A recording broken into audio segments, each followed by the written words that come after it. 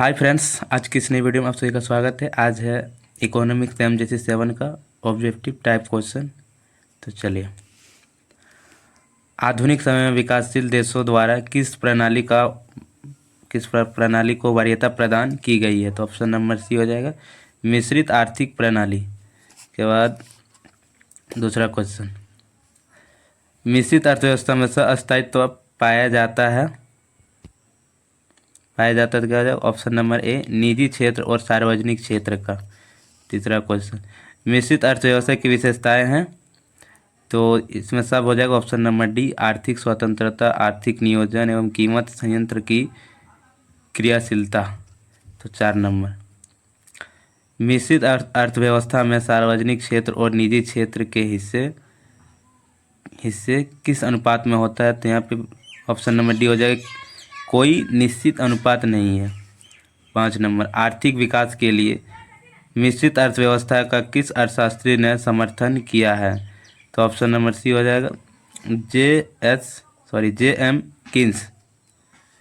6 number, learner के अनुसार मिश्रित अर्थव्यवस्था है क्या, नियंत्रित अर्थव्यवस्था। Option number C.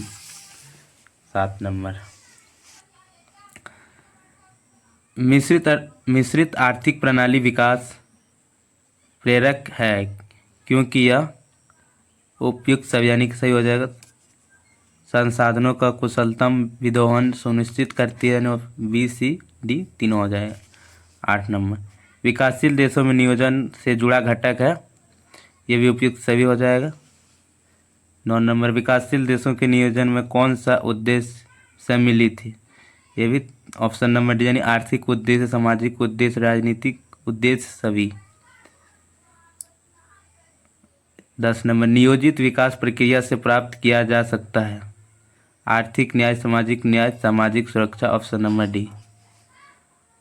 अल्प विकसित देश की विकास रणनीति में किस संतुलन का समावेश किया जाना चाहिए, यानी ऑप्शन नंबर डी सभी हो जाएगा। मौद्रिक संतुलन, प्रतिगामी संतुलन और संगमगामी संतुलन, यानी ऑप्शन नंबर डी उपयुक्त सभी। 12 नंबर है, मिश्रित अर्थव्यवस्था का अर्थ है निजी एवं सार्वजनिक उद्योग का सह-अस्तित्व। 13 नंबर है, सार्वजनिक क्षेत्र से तात्पर्य है, तो ऑप्शन ए हो जाएगा, वाणिज्य एवं व्यापार पर सरकार का स्वामित्व। ऑप्शन ए हो जाएगा 13 का 14। विकासोन्मुख नियोजन में प्राथमिकताओं के निर्धारण का आधार है, ऑप्शन नंबर डी, समस्या का तीव्रता, साधनों की उपलब्धता और विकास की अवस्था। Option number D. 14 का 15 देखिए, विकासशील देशों के नियोजन में प्राथमिकता किस घटक को दी जानी चाहिए। तो ऑप्शन नंबर डी हो जाएगा, ऑप्शन नंबर डी हो जाएगा, ऊपरी ढांचे का निर्माण, आयात प्रतिस्थापन का संतुलित विकास। Option number D. 15 का 16, विकासशील देशों के नियोजन के वित्त पोषक में कौन सा घटक आंतरिक स्रोत का अंग नहीं है। तो ऑप्शन नंबर डी, विदेशी अनुदान।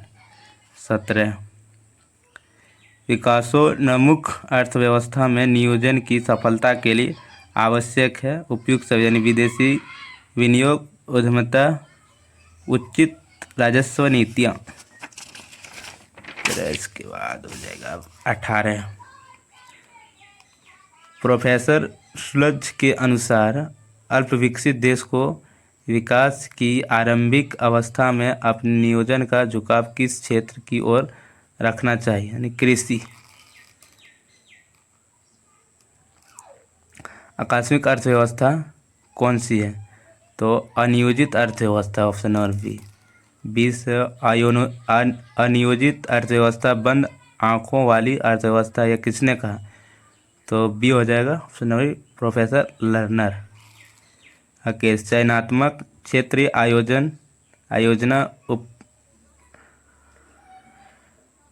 उपगम का लक्ष्य है देश के विशिष्ट क्षेत्रों का इष्टतम विकास के लिए चयन।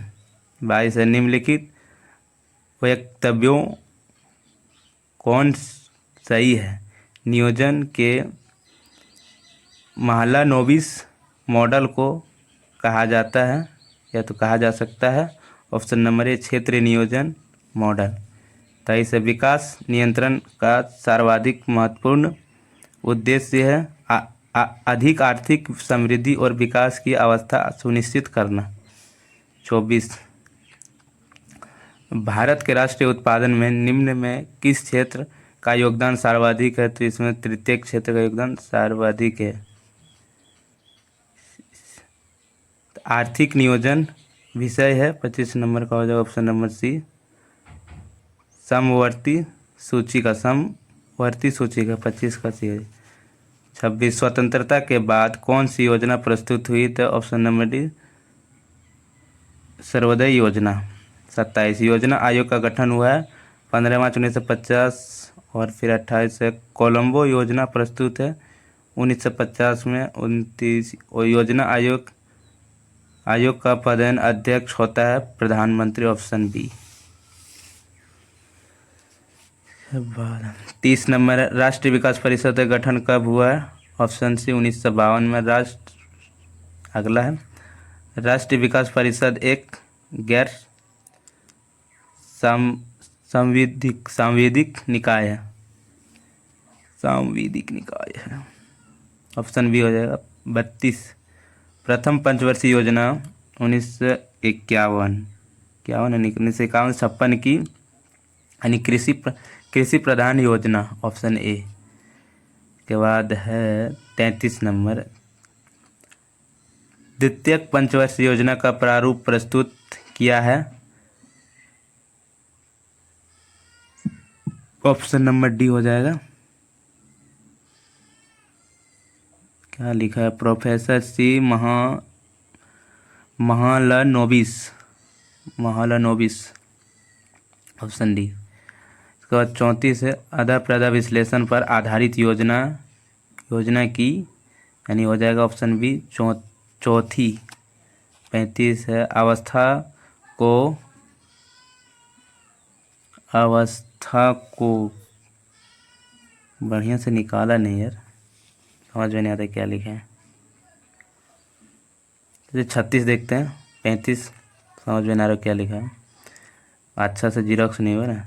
तो 36 है किस वर्ष योजना आवश्यक नहीं रहा?